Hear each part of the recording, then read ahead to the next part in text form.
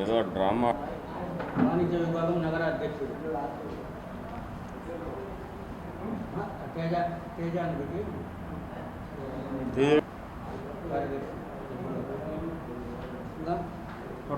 కుట్రా సంపత్ కుమార్ ఈ నెల 1వ తేదీన తెలుగుదేశం, జనసేన, బీజేపీ అందరూ కలిసి ఒక మేనిఫెస్టో రిలీజ్ చేయడం జరిగింది. ఆ మేనిఫెస్టోలో ముఖ్యంగా మా ఆర్యవైశ్యులకు సంబంధించిన కొన్ని ప్రకటనలు చేయడం జరిగింది. అందులో ఆర్యవైశ్య కార్పొరేషన్కు తగు మేరకు నిధులు కేటాయింపు, చిరు వ్యాపారులకు వడ్డీ లేని రుణాలు, స్వేచ్ఛాయుత వాతావరణంలో వ్యాపార నిర్వహణ, కన్యకా పరమేశ్వరి అమ్మవారి ఆత్మార్పణ దినోత్సవాన్ని అధికారిక కార్యక్రమంగా చేపడతాము.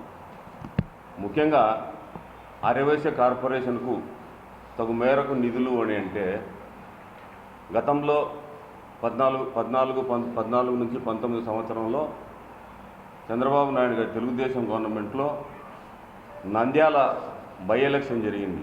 నంద్యాల బై ఎలక్షన్ సందర్భంగా నంద్యాలలో ఆర్యవైశ్యుల ఓట్ల కోసము ఆర్యవైశ్య కార్పొరేషన్ ఏర్పాటు చేశారు. ఈ సందర్భంగా వీళ్ళు చేసే తప్పుడు ప్రచారం ఏంటంటే 30 కోట్ల నిధులు ఆర్యవైశ్య కార్పొరేషన్కి ఏర్పాటు చేసినారు. దీని ద్వారా చిరు వ్యాపారులు, మిగతా వారికి వడ్డీ లేని రుణాలు ఇచ్చామని అబద్ధపు ప్రచారాలు చేస్తున్నారు. కానీ 30 కోట్లు కాదు కదా, 30 రూపాయల నిధులు కూడా కేటాయించలే.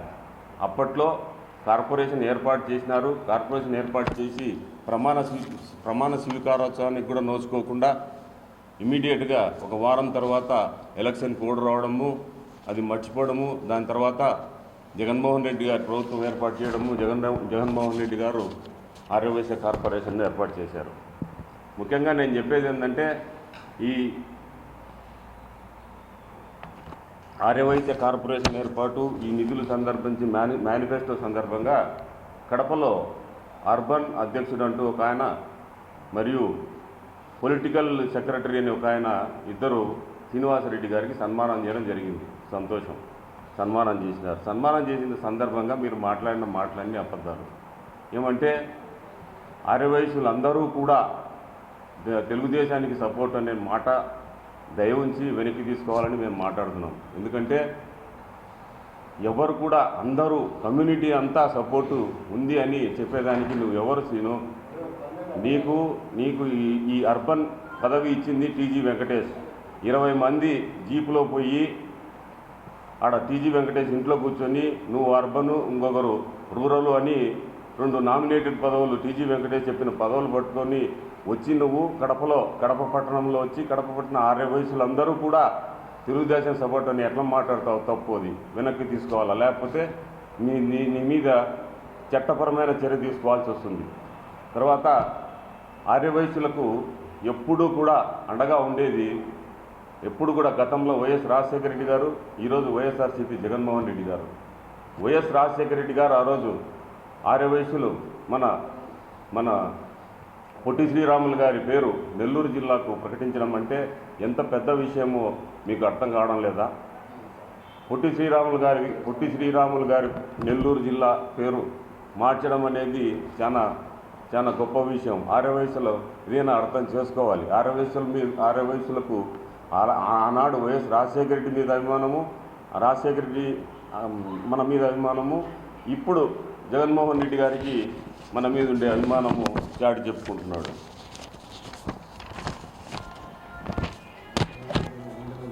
ఆర్యవైశ్య కార్పొరేషన్కు నిధులు ఏర్పాటు చేయడం అంటే, నిధులు ఏర్పాటు చేసి ఏ పార్టీకి సంబంధించిన కార్పొరేషన్ చైర్మన్ ఉంటే ఆ పార్టీకి సంబంధించిన వ్యక్తులకు, తొత్తులకు డబ్బులు ఇప్పించుకునేదే కార్పొరేషనా? ఆర్యవైశ్యులకు ఈరోజు జగన్మోహన్ రెడ్డి గారు 90,000 పెన్షన్లు ఇచ్చాడు, 62,000 ఈబీసీ నేస్తం కింద పథకాలు ఇచ్చేశాడు. విదేశీ విద్య ఒక్కొక్కరికి 50 లక్షల నుంచి 1 కోటి రూపాయలు, 70 నుంచి 80 మంది లబ్ధిదారులు వెళ్ళారు. తర్వాత అమ్మఒడి 40,000 మందికి వస్తుంది. జగనన్న ఇంటి స్థలాలు కొన్ని లక్షలు ఇచ్చినాడు. అంటే మీరు కేవలం ఆర్యవైశ్య కార్పొరేషన్ ఏర్పాటు చేసి ఆ పార్టీకి సంబంధించిన వ్యక్తులకు, పార్టీకి సంబంధించిన తొత్తులకు డబ్బులు తీసుకోవడం కాదు. జగనన్న ఎవరు ఆర్యవయసులు అడిగినారా అడగలేదా, పార్టీ చూడకుండా, కులం చూడకుండా, మతం చూడకోకుండా ప్రతి ఒక్కరికి లబ్ధిదారునికి పెన్షన్, మన ఆర్యవయసులందరికీ కూడా పెన్షన్లు అయితేనేమి, ఈబీసీ నేస్తం అయితేనేమి, విదేశీ విద్య అయితేనేమి, జగనన్న అమ్మఒడి అయితేనేమి. సరే ఇవన్నీ కాకుండా కూడా ఆరోగ్యశ్రీ కింద 25 లక్షల రూపాయలు, 25 లక్షల రూపాయలు ఆరోగ్యశ్రీ కింద 25 లక్షల రూపాయల వరకు ట్రీట్మెంట్ తీసుకునే విధంగా చేశాడు. అదే కాకుండా ప్రతి ఒక్కరికి కూడా అంటే భేదాలు చూపించడంలే, ఏ కులము ఏది అనేది. ఇందులో మనకు ప్రిఫరెన్స్ అనేది కానీ ఇంకోటి కానీ కాదు. ఖచ్చితంగా మన ఆర్యవయసులు ఎంతమంది లబ్ధి పొందినారు, ఎంతమంది ఉన్నారు, ఇలాగే ఈ అమౌంట్ అంతా కూడా కార్పొరేషన్లో వేసినట్టే, కార్పొరేషన్ దాన్ని వచ్చినట్టే. ఇవన్నీ కూడా అబద్ధపు ఆరోపణలు చేస్తున్నాడు. కాబట్టి నేను చెప్పేది ఏంటంటే ఎప్పటికైనా కూడా ఆర్యవయసులకు కేవలం వైఎస్ఆర్సీపీ జగన్మోహన్ రెడ్డి అండగా ఉంటాడని, మనల్ని అభిమానిస్తాడని చెప్తున్నా. సరే ఇంకొక వ్యక్తి మాట్లాడుతూ అన్నమయ్య పొట్టి శ్రీరాములు గారి విగ్రహము కూతవేటు దూరంలో, అంజద్ బాషా ఇంటి దగ్గర కూతవేటు దూరంలో ఉంది, దాన్ని పట్టించుకోలేదు అన్నాడు. వీళ్ళకేమన్నా కళ్ళు పోయినాయా? మీకేమన్నా కళ్ళు కనపడడం లేదా? పొట్టి శ్రీరాములు విగ్రహానికి సర్కిల్కు ఎన్ని కోట్లు అభివృద్ధి చేశాం? 1 కోటి రూపాయలు అభివృద్ధి చేసి పొట్టి శ్రీరాములు విగ్రహం కడపలో పెట్టుటకు గర్వంగా చెప్పుకుంటున్నాం. పొట్టి శ్రీరాములు విగ్రహము ఆంధ్రప్రదేశ్లో ఇంత ఎత్తైన విగ్రహం ఎక్కడ కూడా లేదు. ఇంత మంచి పని చేసిన అంజద్ బాషా, మంచి పని చేసిన మేయర్ గారిని మనం అభినందించినాం. ఆ రోజు అభినందించి అన్నీ చేసినాం. ఈరోజు ఏమంటారు, పొట్టి శ్రీరాములు విగ్రహానికి జయంతి రోజు కానీ, వర్ధంతి రోజు కానీ క్లీన్ చేసేవాళ్ళు అంటారు. క్లీన్ ఎవరు చేస్తారు? క్లీన్ చేసేది కార్పొరేషన్. ప్రతి సంవత్సరము గాంధీ జయంతి వర్ధంతికి కానీ, పొట్టి శ్రీరాములకు జయంతి వర్ధంతికి కానీ, అన్నమయ్యకి కానీ, శ్రీకృష్ణదేవరాయలు కానీ ఎక్కడైనా స్టాచ్యూలు అంతా కార్పొరేషన్ వాళ్ళు ఆ జయంతి వర్ధంతుల్లో క్లీన్ చేస్తారు. ఆ క్లీన్ చేయలేదని ఇటువంటి అన్ని అసత్య ఆరోపణలు చేస్తూ ఆర్యవయసులను పక్కదారి పట్టించే మార్గం చూస్తున్నారు. దయవుంచి మానుకోండి. ఆర్యవయసు మిత్రులారా, నేను ఒకటే చెప్పేది, ఏదైనా మీ కళ్ళతో చూస్తే నమ్మండి.